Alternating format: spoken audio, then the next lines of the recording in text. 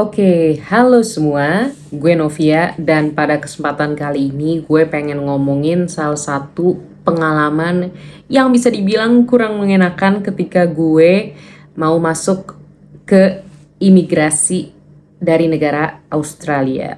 Jadi pada saat itu kurang lebih bulan Januari 2023 gue ingin mengunjungi Australia, tepatnya kota Melbourne karena gue pengen nonton Australian Open 2023. Gue penggemar tenis juga. Terus gue memutuskan untuk menggunakan Qantas karena uh, gue rencananya selain ke Melbourne, gue juga ke kota-kota lain seperti Brisbane, Sydney, dan balik lagi ke Jakarta.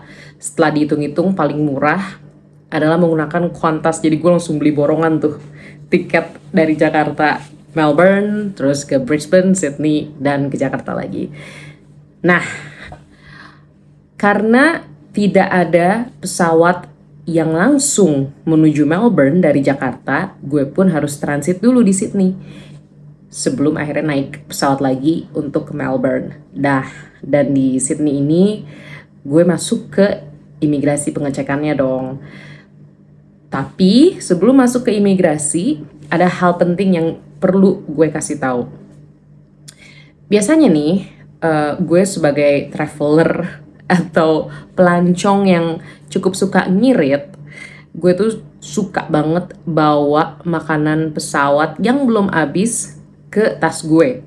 Entah roti, entah buah, entah yogurt, apapun itu yang belum habis dan bisa gue bawa, gue biasanya bawa pulang. Karena suka banyak kan, kadang makanan full mealnya atau nasi atau pastanya tuh udah banyak banget, jadi udah cukup ngenyangin buat gue. Dan gue memutuskan untuk ambil sisanya daripada mubazir juga, dan lumayan buat gue ngirit juga untuk pembekalan gue selanjutnya. Tapi spesial di pesawat Qantas ini gue baru tahu kalau misalkan kita tidak boleh membawa makanan pesawat keluar dari pesawat dan masuk ke tanah Australia. Dan di situ akhirnya gue baru oh iya emang Australia tuh ketat banget cuy. Kita nggak boleh bawa daging, apalagi daging mentah. Terus bawa buah bahkan. Dan bahkan gue pernah denger ada, kalau nggak salah ya, orang Singapura yang lupa buang sampah dari Big Mac-nya. Jadi masih ada sisanya residu dari Big Mac. Dia lupa keluarin, terus ke detect, dan akhirnya dia harus bayar denda 4.000 AUD alias sekitar 40-an juta. Gue gak mau banget kan, gue takut banget tuh. Sampai emak gue tuh kan bawa kuaci yang ada muka Ayu Ting Tingnya itu loh, tempatnya gue lupa merek apa. Sampai gue bilang, Bu, mendingan itu buang aja deh kuacinya karena udah terlanjur dibuka. Kalau misalkan kuacinya masih ketutup, sealed, it's okay. Kayak gue bawa tolak angin, gak apa-apa banget karena kan sealed, ya kan. Dan itu aman. Sebenarnya bawa sambal pun juga aman ya, karena gue baru dengar cerita.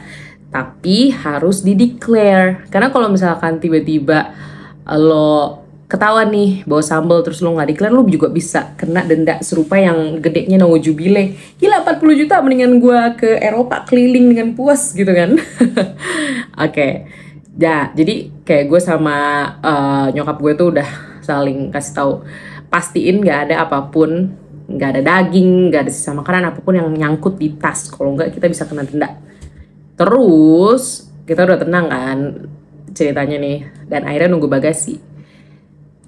Pas nunggu bagasi itu anjing-anjing imigrasi, literally anjing ya, hewan anjing itu udah mulai beraksi, melacak.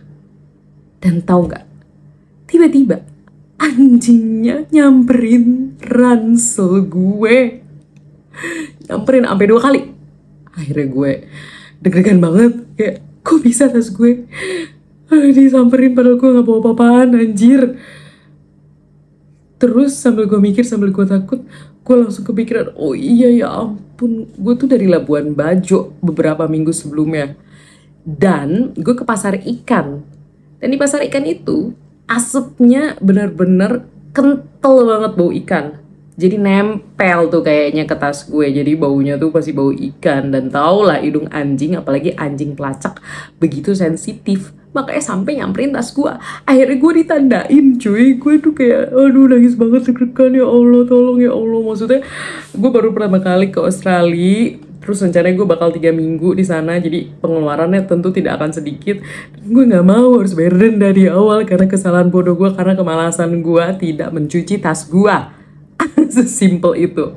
Ya udah akhirnya karena gue ditandain, jadi gue masuk ke jalur spesial imigrasi, alias tuh antrenya lumayan lama karena di depan gue inget banget ada banyak yang bawa kerupuk terus kayak dicekin satu-satu.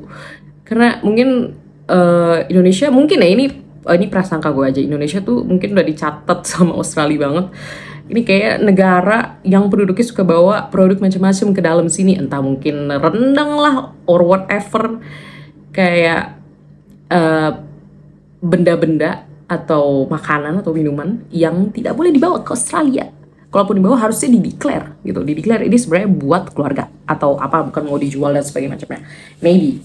Tapi intinya rame banget dan gue panik karena gue kan harus transit cuy ke Melbourne.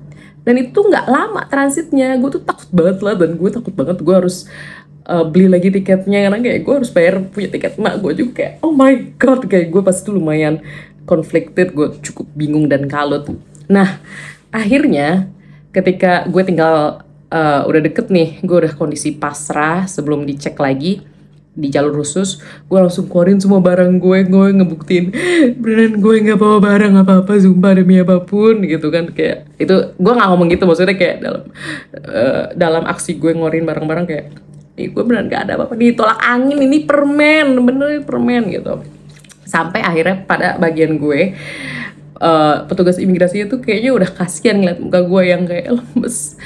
Terus petugas imigrasinya tuh ngeliat barang-barang gue, terus gue jelasin satu-satu, ini tolak angin, terus gue buka resleting ransel gue, ini kosong, udah nggak ada apa-apa lagi, jujur ini bau ikan.